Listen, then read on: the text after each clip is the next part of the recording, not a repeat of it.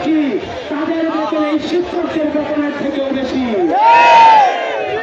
আপনি জাতিগড়ের কারিগরদেরকে আপনি দায়িত্ব দিয়েছেন প্রথম শ্রেণীর নাগরিক হওয়ার জন্য, কিন্তু এই জাতিগড়ের কারিগররা জীবন যাপন করে চতুর্থ শ্রেণীর।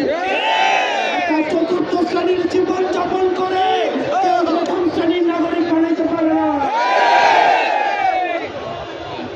আমরা দেখেছি শিক্ষকরা যখন এই চুক্তি দাবিতে রাস্তায় নেমে এসেছে, পুলিশ আমাদের পুলিশ ভাইদেরকে জাতীয় বাহিনীর মতো হাসপাতাল করে লেলিয়ে দেওয়া হয়েছে।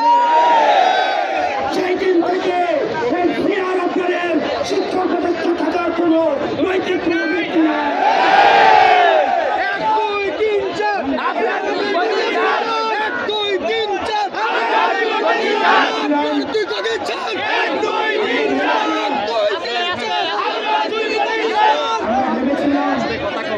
এই শিক্ষক কলেজটা যেহেতু বিশ্ববিদ্যালয়ের শিক্ষক, ওই শিক্ষকদের কষ্ট বুঝবেন, দুঃখ বুঝবেন, কিন্তু আমরা দেখলাম সনাতনী আমলাতান্ত্রিক